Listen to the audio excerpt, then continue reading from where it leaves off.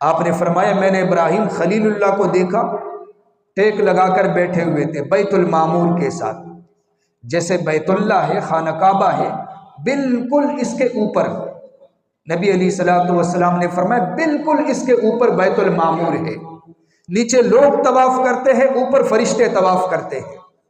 آپ نے فرمایا اگر بیت المعمور کو گرایا جائے تو سیدھا بیت اللہ پہ گرے گا، بالکل اوپر۔ اس کے ساتھ حضرت ابراہیم علیہ الصلوۃ والسلام ٹیک لگا کر بیٹھے ہوئے تھے۔ نبی صلی اللہ علیہ وسلم کی معراج تو یہ تھی کہ آپ کو آسمانوں پہ بلایا گیا، لیکن مومنین کی معراج نماز ہے۔ آپ نے فرمایا الصلاۃ معراج المؤمنین، سجدہ، رکوع اور پیغمبر کی غلامی یہی ہماری معراج ہے۔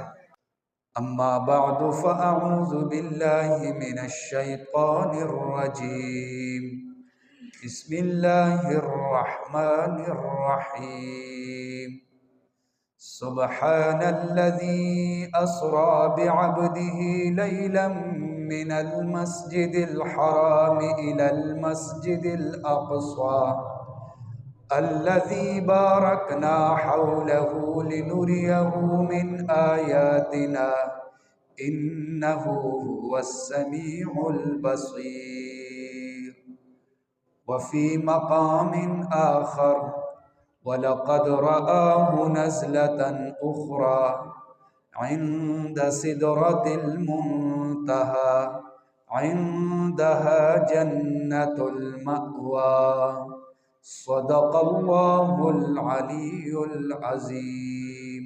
درود پاک پڑھ۔ اللہم صلی اللہ علیہ وسلم۔ میرے محترم بزرگوں اور عزیز بھائیوں، جیسے کہ آپ کے علم میں ہے یہ رجب کا مہینہ ہے،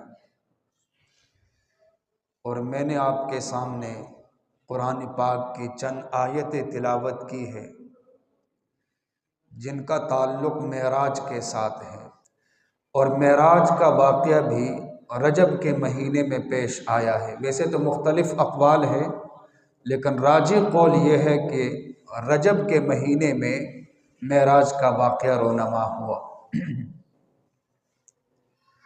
تو میں نے آپ کے سامنے جو آیتیں پڑھی ہے ان آیات میں معراج کے دونوں حصوں کا ذکر ہے، یعنی اسراء کا ذکر بھی ہے اور معراج کا ذکر بھی ہے، اور اللہ تعالیٰ کی قدرت کا ذکر بھی ہے۔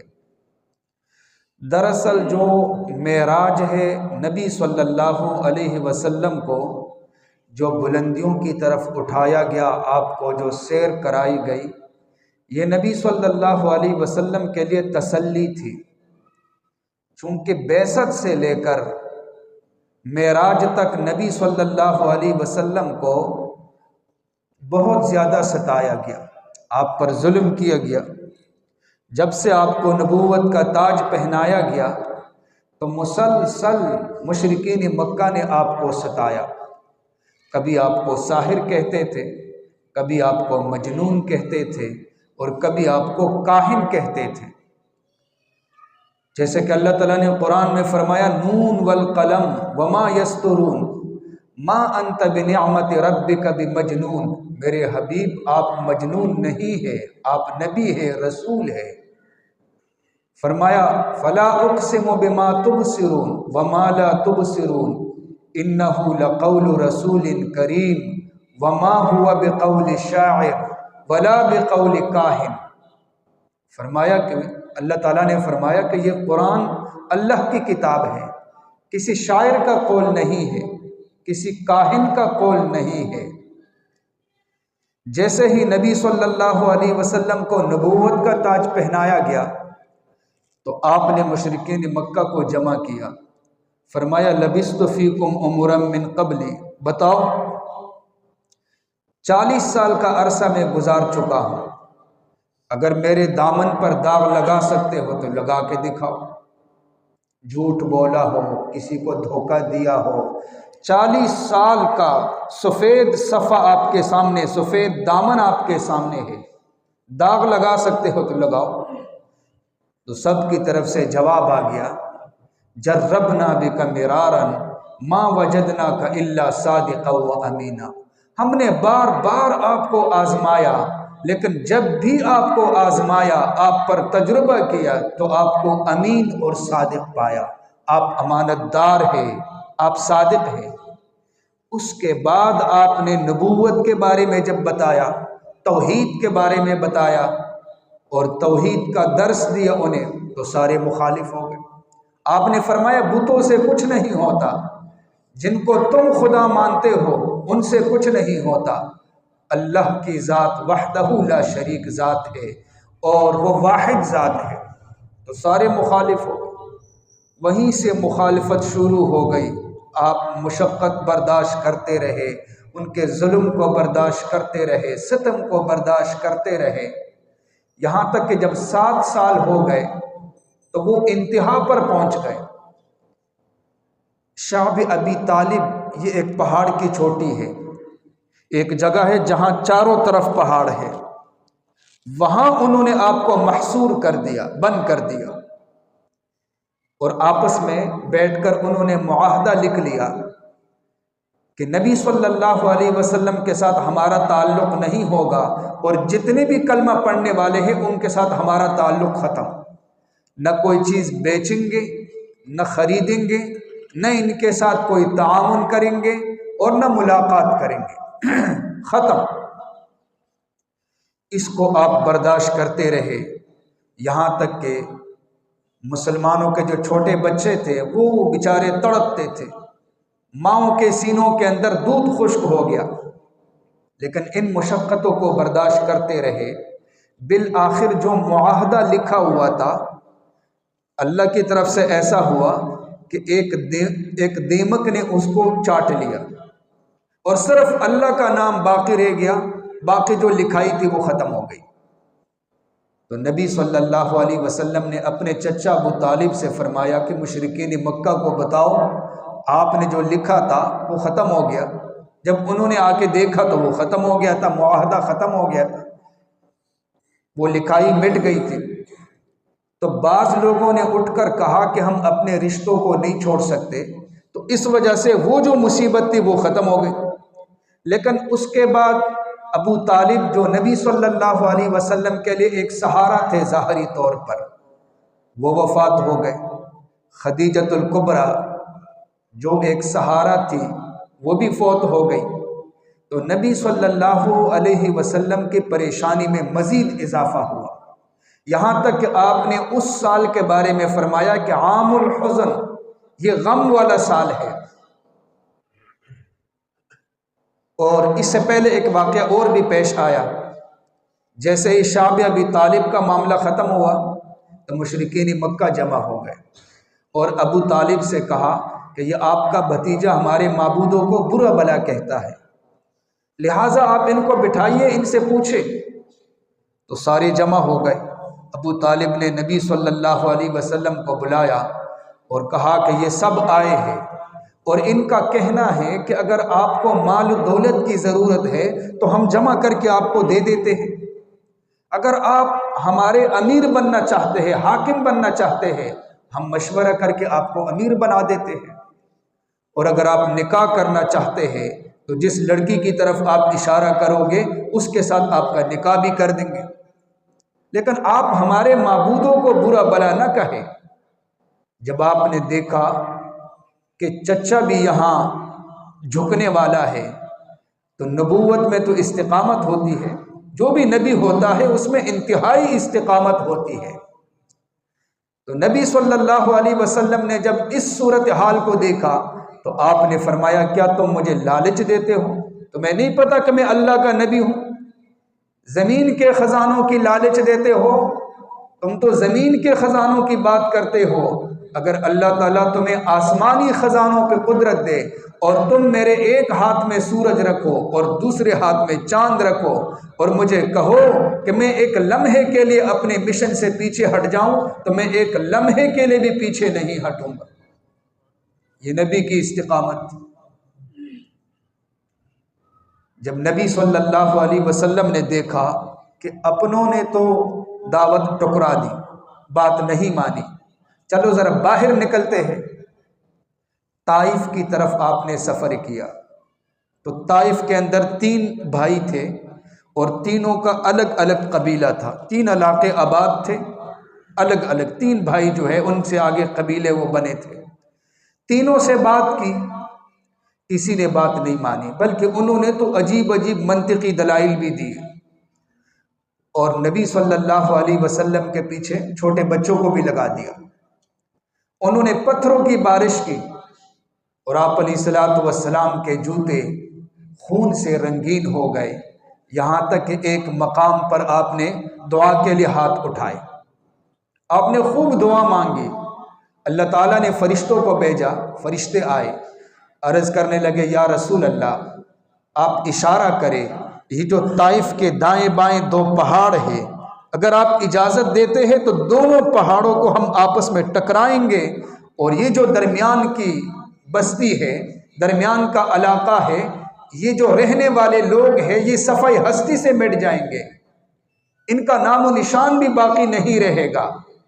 آپ نے فرمایا نہیں ٹھیک ہے، انہوں نے تو میری بات نہیں مانی، لیکن میں امید رکھتا ہوں اللہ سے کہ ان کی نسلوں میں سے ایسے لوگ اٹھیں گے جو کلمہ پڑھیں گے۔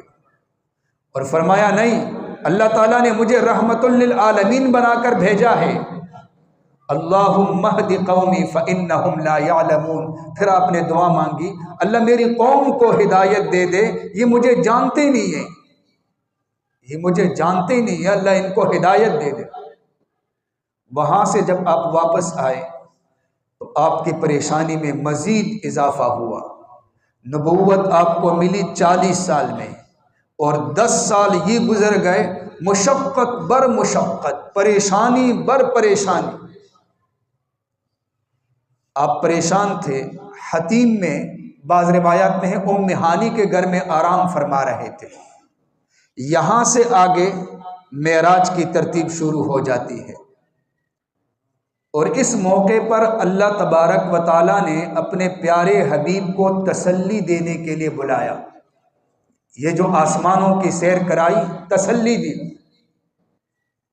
اور معراج کا ذکر قرآن میں ہے، سبحان الذی اسریٰ بعبدہ، چونکہ اس سفر کے 2 حصے ہیں، ایک اسراء ہے اور ایک معراج ہے۔ مسجد حرام سے مسجد اقصی تک کا جو سفر ہے اس کو اسراء کہتے ہیں، اور پھر وہاں سے اوپر کا جو سفر ہے اس کو معراج کہتے ہیں۔ دونوں کا ذکر قرآن میں، اسراء کا ذکر سبحان الذی اسریٰ بعبدہ، اور معراج کا ذکر وَلَقَدْ رَآهُ نَزْلَةً أُخْرَىٰ عِنْدَ سِدْرَةِ الْمُنتَهَىٰ عِنْدَهَا جَنَّةُ الْمَأْوَىٰ۔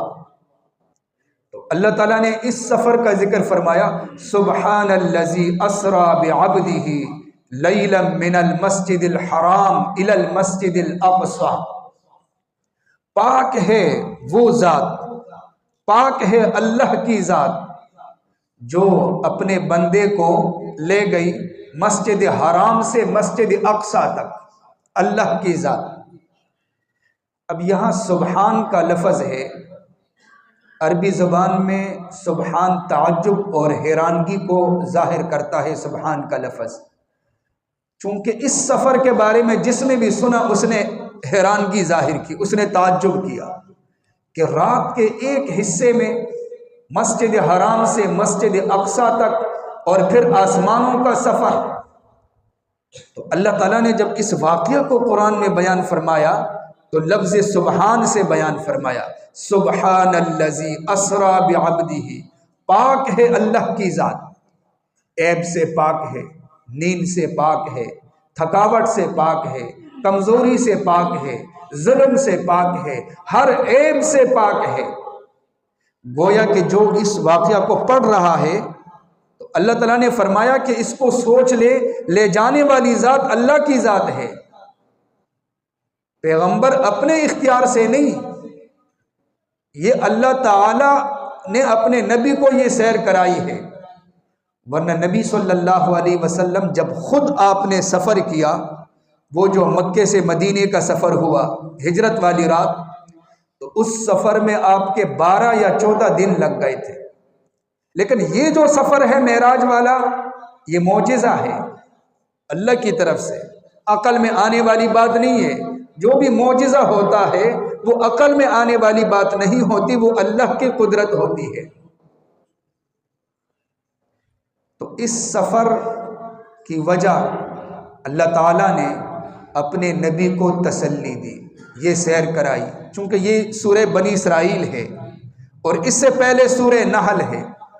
سورہ نحل کی آخری آیت ہے وَاصْبِرْ وَمَا صَبْرُكَ إِلَّا بِاللَّهِ وَلَا تَحْزَنْ عَلَيْهِمْ وَلَا تَكُ فِي ضَيْقٍ مِّمَّا يَمْكُرُونَ۔ اے پیغمبر آپ صبر کریں، اور آپ اگر صبر کرو گے تو اللہ کی توفیق سے کرو گے۔ الا باللہ ولا تحزن علیہم، آپ پریشان مت ہو، ولا تک فی ضیق مما یمکرون، اور یہ لوگ جو منصوبے بناتے ہیں، تدبیریں کرتے ہیں، آپ اپنے دل کو تنگ نہ کرے۔ ان اللہ مع الذین اتقوا والذین هم محسنون، متقیوں کے ساتھ اللہ تعالی ہے۔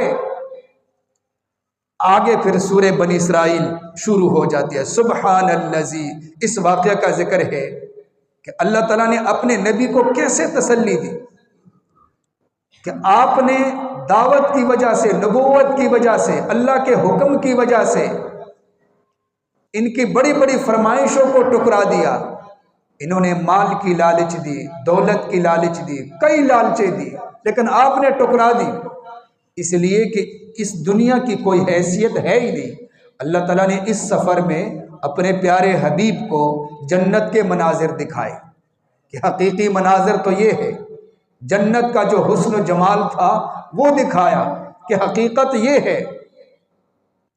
تو فرمائے سبحان الذی اسری بعبدہ لیلا من المسجد الحرام الی المسجد الاقصی۔ اور ایک بات یہ بھی ذہن میں یاد رکھیے کہ یہ سفر یہ خواب کا نہیں ہے، جسمانی، اسی جسم کے ساتھ آپ کا یہ سفر ہوا تھا، روح اور جسم دونوں، چونکہ اللہ تعالیٰ قرآن میں فرماتے ہیں نا سبحان الذی اسری بعبدہ، اللہ تعالیٰ اپنے بندے کو لے گئے۔ اب جو ہے روح کو نہیں کہتے، پورے جسم کو کہتے، روح اور جسم دونوں کو کہتے ہیں۔ اور اسی طرح جو کفار پریشان ہو گئے تھے، انہوں نے بات نہیں مانی، انہوں نے بھی جھٹلایا، اس کی وجہ بھی یہ تھی کہ روح اور جسم دونوں کا ذکر تھا۔ تو نبی صلی اللہ علیہ وسلم جب طائف سے واپس آئے، ام ہانی کے گھر میں آرام فرما رہے تھے، حضرت جبریل علیہ السلام تشریف لائے۔ سب سے پہلے ان ربک یقرؤک السلام، یا رسول اللہ، اللہ کی طرف سے سلام ہے آپ کو، اور پھر اللہ نے آپ کو دعوت دی ہے کہ آپ وہاں تشریف لے آئے جہاں اللہ تعالیٰ آپ کو جو ہے بلانا چاہتے ہیں۔ یہاں سے سفر کی ابتدا ہو جاتی ہے۔ سیرت کی کتابوں میں لکھا ہے کہ آپ کے سینے کو چاک کیا گیا، آپ کے دل کو نکالا گیا، زمزم کے ساتھ دھویا گیا، اس کے بعد واپس رکھا گیا، چونکہ اللہ سے ملاقات کرنی تھی براہ راست۔ جیسے ہم نماز کے لیے آتے ہیں نا تو پہلے وضو کرتے ہیں، چونکہ اب ہم نے نماز پڑھنی ہے، اللہ سے ملاقات ہے نماز، تو وہاں پر پھر اس طریقے سے آپ کے دل کو دھویا گیا۔ اور بعض کتابوں میں لکھا ہے کہ علم اور حکمت سے آپ کے دل کو بھر دیا گیا اور واپس رکھ دیا گیا۔ پھر آپ کے لیے ایک سواری پیش کی گئی، براق اس کا نام تھا، اور اتنی تیز اس کی رفتار تھی، جہاں نظر پڑتی تھی وہاں اس کا قدم پڑتا تھا۔ تو مسجد حرام سے چند لمحات میں آپ کا سفر مسجد اقصی تک ہوا۔ وہاں انبیاء جمع تھے، صفیں بنی ہوئی تھی، انتظار میں تھے۔ جب نبی صلی اللہ علیہ وسلم تشریف لے گئے تو حضرت جبریل نے عرض کیا یا رسول اللہ، آپ نماز پڑھائیں، انبیاء کی صفیں بنی ہوئی ہے۔ آپ مصلی پہ تشریف لے گئے۔ دراصل اللہ تعالیٰ اس کو واضح کرنا چاہتے تھے کہ جتنے بھی صفوں کے اندر کھڑے ہیں یہ سب انبیاء ہیں، اور جو مصلی پر ہے یہ امام الانبیاء ہے۔ ان سب کی عظمتیں ہیں، لیکن جو مصلی پہ کھڑا ہے اس کی عظمت ان سے زیادہ ہے، وہ امام الانبیاء ہے۔ آپ نے امامت کرائی، پھر آپ کو اوپر اٹھایا گیا، پہلے آسمان پہ پہنچے تو حضرت جبریل علیہ السلام نے دستک دی دروازے پہ، اندر سے کہا گیا کون؟ بتایا گیا میں جبریل ہوں اور میرے ساتھ حضرت محمد صلی اللہ علیہ وسلم ہے۔ تو پوچھا گیا کیا ان کو بلایا گیا؟ تو جواب دیا ہاں۔ دروازہ کھولا گیا، آپ تشریف لے گئے تو آدم علیہ الصلوۃ والسلام نے استقبال کیا آپ کا اور فرمایا مرحبا بالنبی، مرحبا بالنبی، خوش آمدید، خوش آمدید۔ یہاں آپ کا استقبال ہوا۔ بعض کتابوں میں لکھا ہے کہ حضرت آدم علیہ السلام جب دائیں طرف دیکھتے تھے تو چہرے پہ مسکراہٹ ہوتی تھی، اور جب بائیں طرف دیکھتے تھے تو چہرے پہ غم کے آثار اور رو پڑتے تھے۔ تو نبی صلی اللہ علیہ وسلم نے حضرت جبریل سے پوچھا کہ اس کی کیا وجہ ہے؟ تو بتایا کہ دائیں طرف آدم علیہ السلام کی جو ہے ان اولاد کی روحیں ہے جو جنتی ہے، اور بائیں طرف ان کی روحیں ہے جو جہنمی ہے۔ تو جب جنتیوں کو دیکھتے ہیں تو چہرے پہ مسکراہٹ ہوتی ہے، اور جب جہنمیوں کو دیکھتے ہیں تو پریشان ہو جاتے ہیں۔ اس کے بعد یہ سفر آگے جاری رہا، دوسرے آسمان کے دروازے پہ پہنچے، اسی طرح دروازے پہ دستک دی، حضرت عیسیٰ علیہ السلام اور یحییٰ علیہ السلام سے ملاقات ہوئی۔ تیسرے آسمان پہ پہنچے، حضرت یوسف علیہ السلام سے ملاقات ہوئی۔ آپ نے فرمایا کہ میں نے یوسف کو دیکھا، بڑے حسین تھے، آدھا حسن حضرت یوسف علیہ السلام کو دیا گیا۔ پھر چہارم آسمان پر حضرت ادریس علیہ السلام سے ملاقات ہوئی، اور پانچویں آسمان پر حضرت ہارون علیہ السلام سے ملاقات ہوئی، چھٹے آسمان پر حضرت موسیٰ علیہ السلام سے ملاقات، اور ساتویں آسمان پر حضرت ابراہیم خلیل اللہ سے ملاقات ہوئی، اور سب نے نبی صلی اللہ علیہ وسلم کا بھرپور استقبال کیا۔ آپ نے فرمایا میں نے ابراہیم خلیل اللہ کو دیکھا، ٹیک لگا کر بیٹھے ہوئے تھے بیت المعمور کے ساتھ۔ جیسے بیت اللہ ہے، خانہ کعبہ ہے، بالکل اس کے اوپر نبی علیہ الصلوۃ والسلام نے فرمایا بالکل اس کے اوپر بیت المعمور ہے۔ نیچے لوگ طواف کرتے ہیں، اوپر فرشتے طواف کرتے ہیں۔ آپ نے فرمایا اگر بیت المعمور کو گرایا جائے تو سیدھا بیت اللہ پہ گرے گا، بالکل اوپر۔ اس کے ساتھ حضرت ابراہیم علیہ الصلوۃ والسلام ٹیک لگا کر بیٹھے ہوئے تھے، اور نبی علیہ الصلوۃ والسلام نے فرمایا کہ بیت المعمور میں ایک دن 70,000 فرشتے داخل ہو کر عبادت کرتے ہیں، اور جب نکلتے ہیں تو دوبارہ قیامت تک ان کا نمبر نہیں آئے گا دوبارہ داخل ہونے کا۔ وہاں ابراہیم خلیل اللہ بیٹھے ہوئے تھے۔ اس کے بعد یہ سفر جاری رہا، جنت کے مناظر آپ کو دکھائے گئے۔ آپ نے فرمایا میں جیسے جنت میں داخل ہوا تو قدموں کی آہٹ کی آوازیں آ رہی تھی۔ میں نے حضرت جبریل سے پوچھا کہ یہ آوازیں کس چیز کی آ رہی ہے؟ کسی کے قدموں کی آہٹ آ رہی ہے، آوازیں آ رہی ہے۔ تو حضرت جبریل نے عرض کیا یا رسول اللہ، یہ حضرت بلال رضی اللہ تعالیٰ عنہ جو آپ کے غلام ہیں، اللہ تعالیٰ نے ان کو اتنا بڑا مقام عطا فرمایا کہ یہ فرش پر چلتے ہیں اور قدموں کی آہٹ یہ عرش پر سنائی جاتی ہے۔ اللہ تعالیٰ نے ان کو اتنا بڑا مقام عطا فرمایا۔ پھر آپ نے جہنم کے مناظر کو دیکھا۔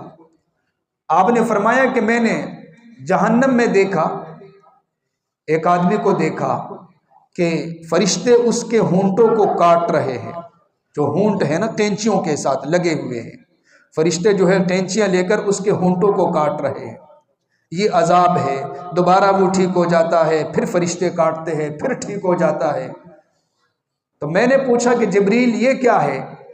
تو جبریل نے بتایا یا رسول اللہ یہ فتنے والے لوگ ہیں جو جگہ جگہ فتنے بناتے ہیں، ان کا کام ہی فتنے بنانا۔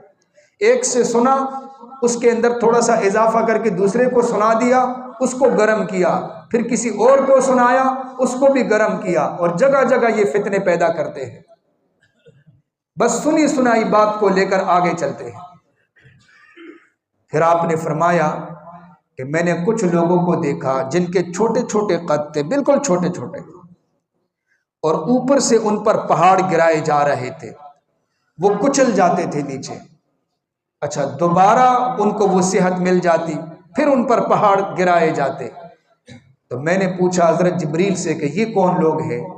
انہوں نے بتایا کہ یہ تکبر والے ہیں، جو کہا کرتے تھے کہ ہمارے جیسا کوئی نہیں، ہم چوما دیگرے نس، ہمارے جیسا کوئی نہیں، یہ ان کو عذاب دیا جا رہا ہے۔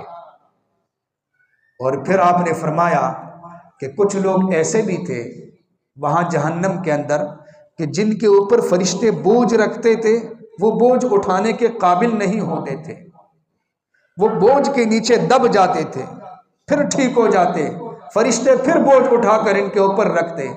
میں نے پوچھا جبریل یہ کیا ہے؟ مجھے بتایا یہ وہ لوگ ہیں جو لوگوں کی امانتیں تو لیتے ہیں لیکن واپس نہیں دیتے، امانت کے اندر خیانت کرتے ہیں۔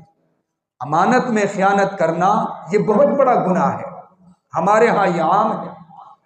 آپ نے فرمایا کہ میں نے چند لوگوں کو دیکھا، فرشتے ان کی پیشانیوں کو پتھر کے ساتھ مار رہے ہیں، پیشانیاں ان کی زخمی ہیں، یہاں تک کہ ان کے سر کچل جاتے ہیں، دوبارہ وہ ٹھیک ہو جاتے ہیں، اور یہی سلسلہ جاری ہے۔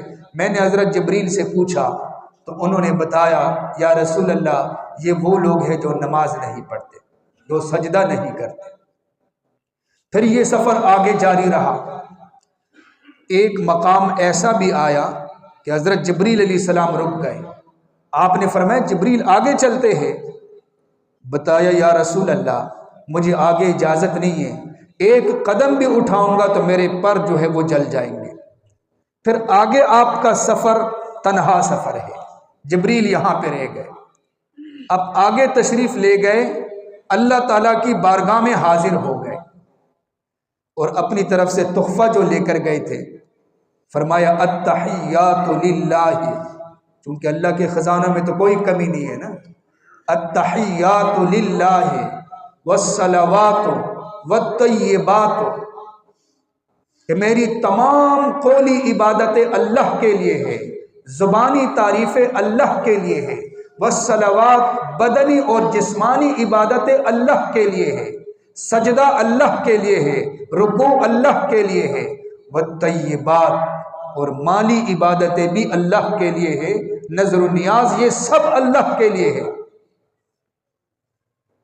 تو اللہ کی طرف سے جواب آ گیا، السلام علیک ایھا النبی ورحمۃ اللہ وبرکاتہ، 3 جملے ہیں، سلام ہو آپ پر اے پیغمبر صلی اللہ علیہ وسلم، اور اللہ کی رحمتیں ہو، اللہ کی برکتیں ہو۔ لیکن نبی صلی اللہ علیہ وسلم نے جب اس موقع کو دیکھا کہ اللہ تعالیٰ کی رحمت اس وقت جوش میں ہے، تو آپ نے گناہگار امت کو بھی یہاں یاد فرمایا۔ تو آپ نے آگے نبی علیہ السلام کا اگلا جملہ، السلام علینا وعلی عباد اللہ الصالحین، اللہ مجھ پر بھی سلامتی ہو، ہم سب پر سلامتی ہو، آپ کے نیک بندوں پر بھی سلامتی ہو، یعنی میری امت پر بھی سلامتی ہو۔ اللہ کی بارگاہ میں جا کر آپ امت کو بھولے نہیں، وہاں بھی آپ نے امت کو یاد فرمایا۔ جب فرشتوں نے دیکھا تو ان کی زبان پہ ایک جملہ جاری ہوا، اشہد اللہ الہ الا اللہ واشہد ان محمدا عبدہ ورسولہ، اس کو نماز کا حصہ بنا دیا گیا۔ پھر اللہ کی طرف سے 3 تحفے مل گئے آپ کو۔ پہلا تحفہ سورہ بقرہ کی آخری آیتیں، للہ ما فی السماوات، اور دوسرا تحفہ 50 نمازیں۔ پھر اس کے بعد حضرت موسیٰ علیہ السلام کے کہنے پر آپ واپس گئے تو تخفیف ہوتے ہوتے 5 نمازیں رہ گئی، اور اللہ کی طرف سے حکم آیا کہ گنتی کے اعتبار سے تو یہ 5 نمازیں ہیں، لیکن جو ان 5 کی پابندی کرے گا ثواب اس کو 50 کے برابر ملے گا۔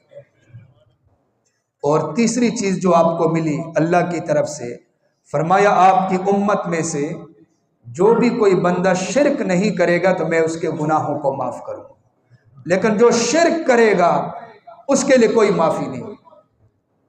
یہی قرآن کا اعلان ہے، ان اللہ لا یغفر ان یشرک بہ ویغفر ما دون ذلک لمن یشاء، اللہ تعالیٰ شرک کو معاف نہیں کرتے، شرک کے علاوہ جو بھی ہو وہ اللہ کی مرضی ہے، اللہ تعالیٰ معاف کر سکتے ہیں، اللہ تعالیٰ چاہے تو معاف کر دے، لیکن شرک کے بارے میں اللہ کا اعلان ہے کہ میں معاف نہیں کروں گا۔ تو ایک تحفہ نماز ہے، نماز اتنی اہم عبادت ہے کہ باقی عبادات کا حکم فرش پہ آیا، نماز کے لیے اللہ نے اپنے پیارے حبیب کو عرش پہ بلایا۔ اور وہاں اس کا حکم دیا، اور نبی صلی اللہ علیہ وسلم پوری زندگی اس کی پابندی کرتے رہے، اور جو جتنے کلمہ گو تھے صحابہ تھے وہ پابندی کرتے رہے، یہاں تک کہ جو آپ کا آخری جملہ تھا، یعنی جس وقت آپ کا جو آخری وقت تھا اس وقت آپ کی زبان پہ جملہ جاری تھا، الصلاۃ الصلاۃ وما ملکت ایمانکم، لوگوں نماز کی پابندی کرو، آخری وقت آپ کی زبان پر یہ جملہ تھا، اور آپ نے فرمایا قرۃ عینی فی الصلاۃ، میری آنکھوں کی ٹھنڈک نماز میں ہے۔ تو ہمیں چاہیے کہ ہم نمازوں کی پابندی کریں۔ نبی صلی اللہ علیہ وسلم کی معراج تو یہ تھی کہ آپ کو آسمانوں پہ بلایا گیا، لیکن مومنین کی معراج نماز ہے۔ آپ نے فرمایا الصلاۃ معراج المؤمنین، سجدہ، رکوع اور پیغمبر کی غلامی یہی ہماری معراج ہے۔ جب نبی صلی اللہ علیہ وسلم اس سفر سے واپس آئے تو مشرکین مکہ جو ہے وہ مذاق اڑانے لگے، اور حضرت ابوبکر صدیق کو جب بتایا گیا، جس نے بھی بتایا اس نے شرارت کی نیت سے بتایا تاکہ یہ بھی مذاق کرے، لیکن حضرت ابوبکر صدیق نے فرمایا کہ یہ کس نے بتایا ہے؟ بتایا گیا کہ یہ حضرت محمد صلی اللہ علیہ وسلم نے یوں فرمایا ہے۔ تو صدیق اکبر فرمانے لگے کہ یہ تو چھوٹی سی بات ہے، اس سے کوئی بڑی بات بھی وہ فرما دیتے تو میں اس کی بھی تصدیق کرتا ہوں۔ یہی وجہ ہے کہ ابو بکر صدیق بن گئے، اور ابو جہل نے جو انکار کیا وہ زندیق بن گئے۔